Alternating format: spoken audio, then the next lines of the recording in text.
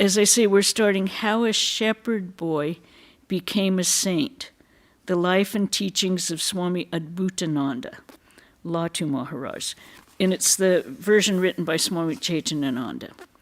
I'm going to start with the preface, because I think for Latu, who is not one of the better known disciples of Ramakrishna, it might be more interesting. The natural inclination of most mystics is to remain unknown to the world in undisturbed communion with God. And yet, their lives can tell us more about God than can whole libraries on religion, philosophy, and theology. When they teach, it may be through only a few words or even through silence, for they are not talkers of religion. Yet a few words from a great soul have been known to change the course of a person's life. Those who are really seeking God will be drawn to the mystics, whether they are well known or hidden from most of mankind. People may not see the flowers which are in full bloom deep in the forest, but the bees searching for nectar will be attracted to them. Swami Adbhutananda, familiarly and affectionately known as Latu Maharaj, was such a mystic. Through the divine influence of his teacher, Sri Ramakrishna, and under his careful training, this unsophisticated village boy became an illumined saint. His brother disciple, Swami Vivekananda, once said, "Latu is Sri Ramakrishna's greatest miracle. Having absolutely no education, he has attained the highest wisdom, simply by virtue of the Master's touch." Latu Maharaj's lack of formal education made him unique among Sri Ramakrishna's direct disciples. Sri Ramakrishna told him one day in an ecstatic mood, "One day, the gems of the Vedas and Vedanta will pour forth from your mouth." Thus was Latu Maharaj commissioned and blessed by his teacher. This prophecy later came to be fulfilled to the letter. It would seem as though Sri Ramakrishna intended to demonstrate to the modern world, through Latu Maharaj, that God can be realized even without study of books and scriptures. That spiritual wisdom comes not through intellectualism, but through inner realization. As the flame of one lamp lights another, so one pure life inspires others. Those who associated with Latu Maharaj could not help but be inspired by him. He awakened the hearts of many people, teaching them how to love God and live in Him. As Michelet wrote in the Bible of Humanity, "Man must rest, get his breath, refresh himself at the great living wells which keep the freshness of the eternal." Latu Maharaj was one such fountainhead of spirituality. Although, as mentioned before, the natural tendency of the mystics is to remain hidden, unseen, and unheard, the spiritual traditions of the world show us that God loves to play and manifest himself through these saints. Their life stories are also a great inspiration for humanity. Once Sharat Chandra Chakravarti, a learned disciple of Swami Vivekananda, expressed a desire to Latu Maharaj to write his biography. When Latu heard this, he said, "Sir, please do not write anything about me. I am an insignificant person. If you wish to write anything, then write about Sri Ramakrishna and Swami Vivekananda. That will benefit humanity." Sharat Chandra Chakravarti could not carry out his desire. But later, 3 important books on Latu Maharaj were written in Bengali: Sri Sri Latu Maharaj Smriti Katha by Chandrasekhar Chattopadhyaya, and Sat Katha and Adbhutananda Prasanga by Swami Siddhananda. The first of these was translated anonymously and appeared serially in English in the magazine Vedanta Keshari from September 62 to January 67, if you have your old Kesharis around. I am indebted to this translator for inspiring me to venture into this project. I selected and translated material for the major part of the life and teachings of Latu, primarily from the first and third books, with a view to maintaining the same style and spirit throughout. I also translated these sections from the first book, which had already appeared in English, as mentioned before.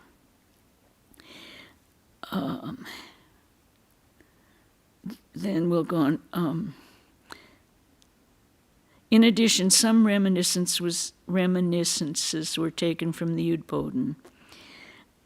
I would like to thank the president of Advaita Ashram, Mayavati, for permission to reprint Sister Devamata's reminiscences from Prabhupada Bharata, and for permission to the Ramakrishna Vivekananda Center in New York for permission to reprint excerpts from the Gospel of Sri Ramakrishna. The book Apostles of Sri Ramakrishna, edited by Swami Gambhirananda, was referred to from time to time. I'm grateful to Brahmacharini Sumitra and Cliff Johnson, who helped me in editing and preparing the manuscript for publication. Latu Maharaj's life and teachings have reminded me again and again of two thoughts. The first is from the Imitation of Christ. Vanity of vanities, and all is vanity, except to love the Lord and to serve him only. The second is from a Sanskrit scripture. A moment spent in the company of a holy man is like a ferry boat, helping one to cross the turbulent ocean of Maya. Swami Chetanananda, 1980. Now, we'll start on chapter 1, the early years. And we're starting with a great statement. Relatively little is known about Latu Maharaj's early life. Like many other mystics, he was very reticent about himself. If anyone asked him about his childhood, he would say, "Do you mean to leave God aside to talk about this insignificant person? Don't be silly. Don't disturb me for such a small thing." This would be followed by a stern silence, and the subject would be abandoned. What little is known about Latu Maharaj's childhood has been pieced together from comments he let slip from time to time. He was born in northeastern India, in the Chapra district of the state of Bihar, probably sometime just after the middle of the 19th century. He was given the name Rakturam, which means, "O Rama, be thou the protector of this child." His father was a poor villager, and although both his parents worked hard, they could barely provide enough for one good meal a day for the family. Both his father and his mother died before Rakturam was 5 years old. He was left in the care of an uncle, who was very affectionate toward him as he had no children of his own.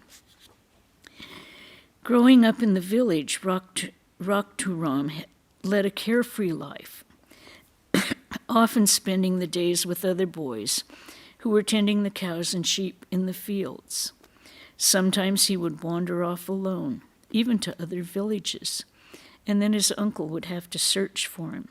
He would be scolded for this, but apparently it had little effect on him, for he would still roam. Once, in later years, he gave a glimpse of the mood of this period of his life.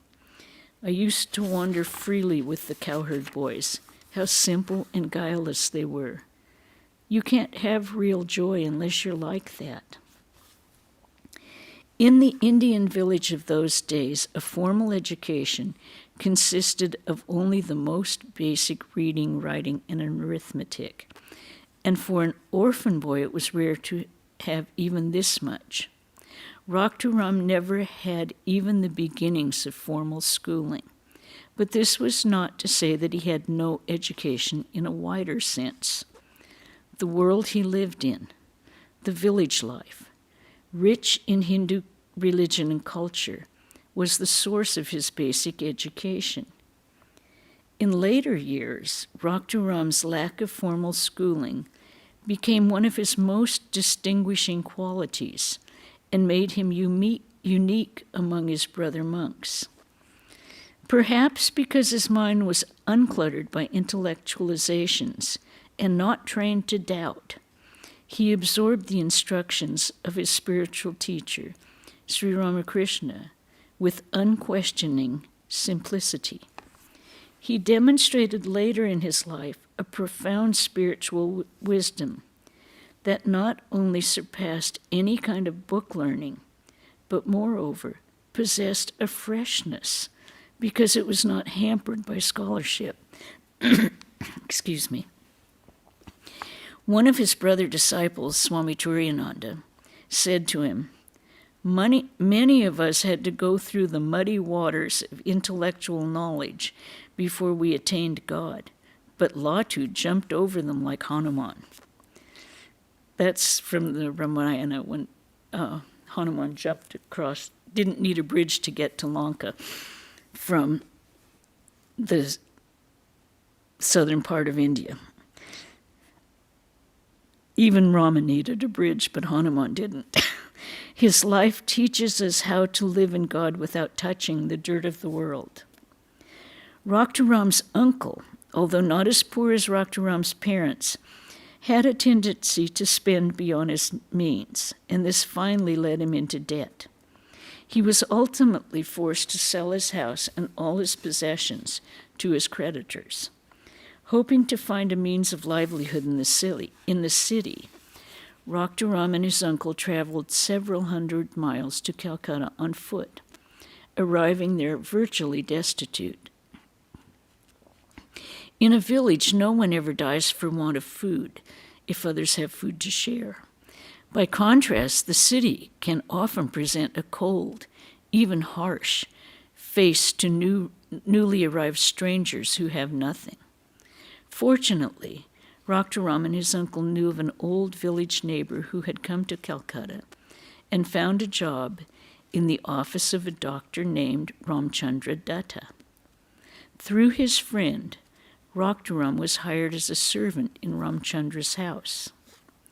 Although the actual date of his arrival in Calcutta is not known, Raktaram was young when he came to the city. He proved to be an energetic and faithful servant. He did the household shopping, carried the midday meal for Ramchandra to his office, took the children to the park to play, and did all sorts of odd jobs around the home. Despite his busy schedule, he also used to find time for wrestling and other physical activities, exercise. Raktaram had a natural frankness and honesty that were enhanced by his youth and lack of sophistication. Ramchandra came to trust him. Once, a friend of Ramchandra suspected that Raktaram had stolen some coins from the household shopping money. With a view to protecting Ramchandra, the friend asked Raktaram, "My boy, tell me honestly, how much did you pocket today?" Raktaram retorted sharply, "Sir, I am a servant, not a thief."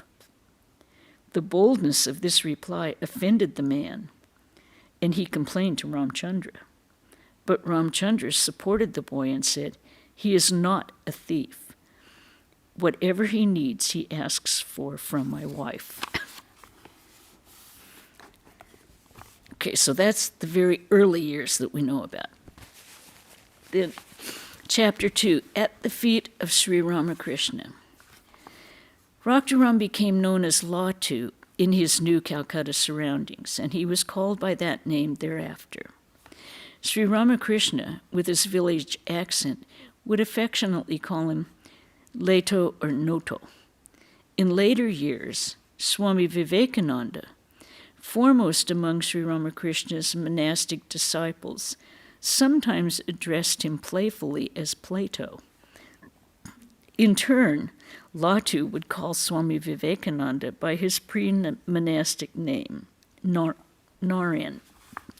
Only with his Bihari accent, it was pronounced Loren. Sri Ramakrishna lived at the Dakshineswar temple garden a few miles north of Calcutta on the eastern bank of the Ganga. For some years he had been a priest in the temple of the goddess Kali, a form of the Divine Mother. His devotion to her was all-consuming. His fervor and intense spiritual practices finally culminated in illumination. He then turned one by one to the different sects of Hinduism and to other world religions, and following their disciplines, he attained illumination through each of them as well. He was able to say from his own experience that the ultimate reality can be reached by many paths, that truth is one. After completing many years of spiritual practices, he began to long for the devotees and disciples to whom he could give his teachings, the fruits of his realization. In the evenings, as the Vesper services in the temples would begin, he would climb to the roof of a nearby building and cry out, "Come to me, my boys, where are you?" Gradually, the disciples began to gather. Ramchandra Datta, Latu's employer, was one of the first to come to Sri Ramakrishna as a disciple. Having a devotional nature, Ramchandra loved to speak about the Master. And in this way, he enkindled Latu's passionate love for God. One day, Latu heard Ramchandra repeating some of Sri Ramakrishna's teachings. God sees into the mind of a man without concern for what he is or where he is. He who yearns for God and wants none other than God, to such a man God reveals himself. One should call on him with a simple and innocent heart. Without sincere yearning, none can see God. One should pray to him in solitude and weep for him. Only then will he bestow his mercy. These words impressed Latu greatly, and even then he could sometimes be found lying covered with his blanket, quietly wiping tears from his eyes. However, he never told anyone why he was weeping. Latu eagerly awaited for an opportunity to see Sri Ramakrishna. One Sunday, either in the late part of 1879 or the early part of 1880, while Ramchandra was getting ready to go to Dakshineswar, Latu asked him, "Would you take me with you? I want to see Sri Ramakrishna." Seeing Latu's earnestness, Ramchandra agreed. When Sri Ramakrishna saw Latu, he asked Ramchandra, "Ram, did you bring this boy with you? Where did you get him? I see some holy signs in him."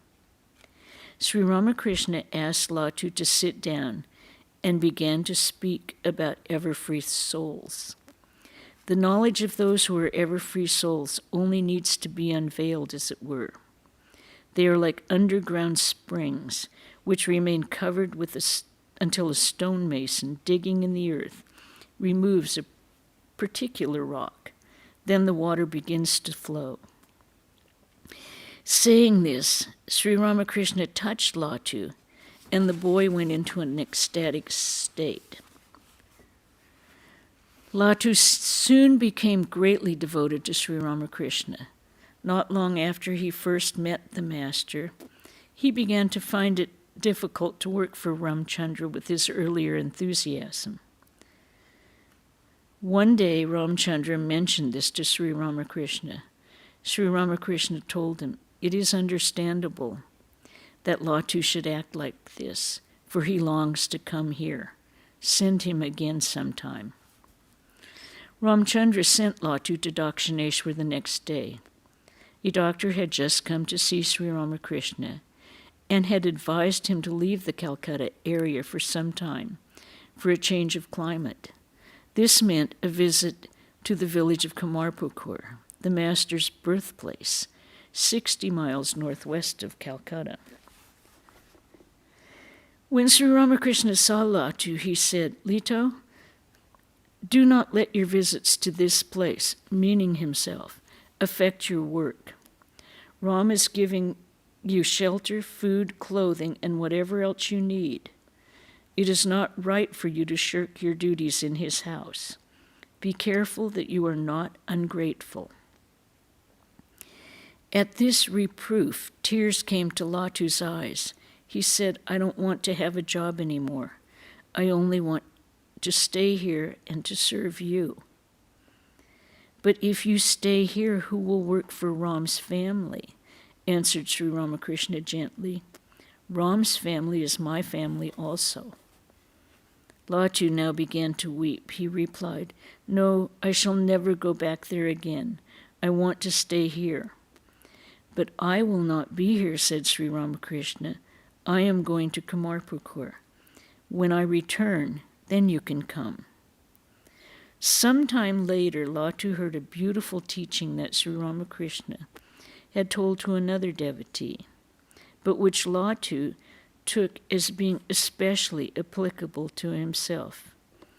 "Do all your household duties, but keep your mind in God. Serve your wife, son, father, mother as your very own, but always know that they are not yours. Though a maidservant works in a rich man's master's house, her mind is on her home and family in the country. She looks after her master's young children, saying to them, 'My Ram, my Hari,' yet in her heart of hearts she knows that they are not hers." Latu came to Dakshineswar to visit the master on another day, only to find that the master had left for his home. However, this did not lessen his tremendous longing to see the master. He sat on the bank of the Ganga and started to weep. He had heard from someone that Sri Ramakrishna was ever present at Dakshineswar and that anyone who called on him would see him. Holding steadfastly to this idea, the boy sat there from midday until evening. Sri Ramakrishna had a nephew, Ramlal, who lived at Dakshineswar and was employed as priest in the Kali temple at the time. He noticed the boy on the temple grounds that day. In his own words, "As many times as I said to Latu, 'The master has gone home,' so many times did he repeat, 'No, you do not understand. The master is definitely here.' I found I could not convince the boy, so I went to the temple to conduct the Vesper service. When it was over, I returned to the spot where I had left Latu, taking with me some prasad, consecrated food for him to eat. There I discovered him bowing down and touching his forehead to the ground. Mystified, I kept quiet. After a moment or two, when the boy rose and saw me standing before him, he seemed surprised and asked me, 'Ah, where has the master gone?' Dumbfounded, I gave him the prasad and went back to the temple. After 8 long months, Sri Ramakrishna returned to Dakshineswar.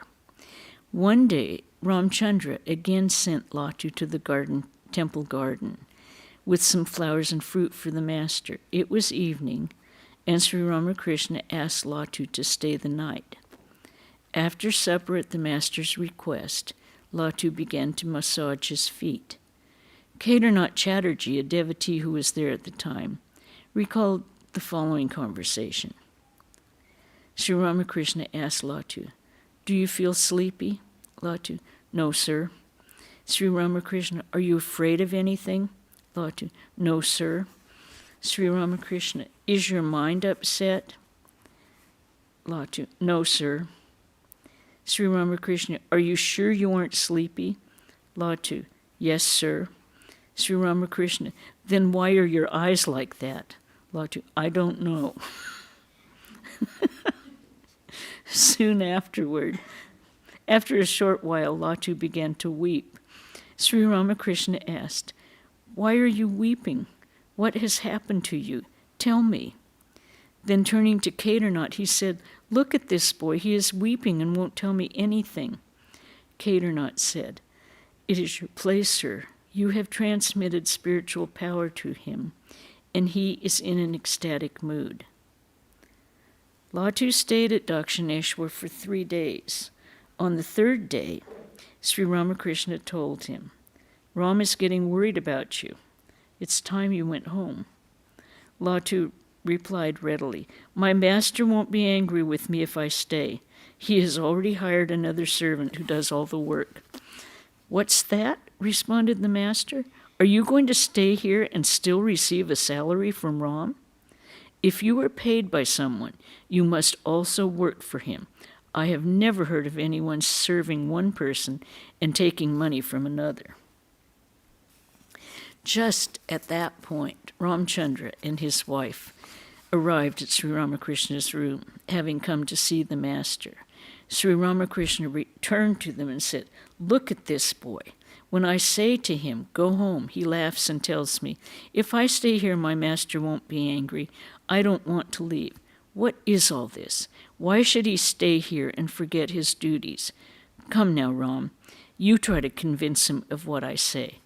"Sir," said Ramchandra, "you have turned this boy's head with your love. I am amazed that you should ask me to do such a thing." Then Sri Ramakrishna smiled. "What nectar has drawn this boy here? I know nothing of it."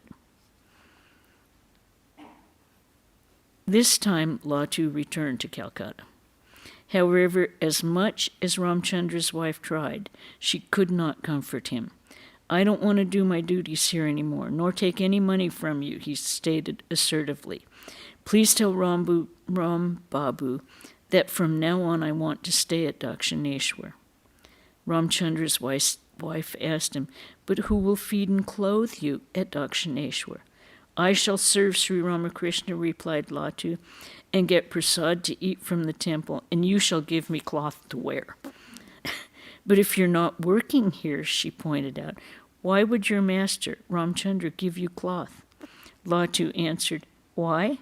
Ram Babu loves me. Won't he give me cloth?" Ramchandra's wife laughed, marveling at Latu's simplicity and guilelessness. And we'll stop there for this evening. Now, are there any questions about this disciple of Sri Ramakrishna so far? No questions? Okay. This Saturday, the 25th, will be a Karma Yoga Day, and we're hearing that it's probably going to be raining and really cold, so it'll be indoor Karma Yoga.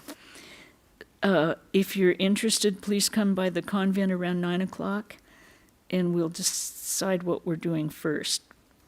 If it's not too cold, I think we'll be reorganizing the garage, so it'll be undercover in case it's raining, and then we'll go in the house. Sunday the 26th at 11, Swami Vivekananda will give the talk on the knife, fork, and spoon of Karma Yoga. This is his an area that he has studied diligently. Okay, and I don't think we have any other. Next Wednesday we'll also do this book, How a Shepherd Boy Became a Saint. And it's Swami Chetananda's version. No questions? Okay. Then I will end with a chant. Om Shanti Shanti Shanti Hari Om Tat Sat Sri Ramakrishna Arpanamastu.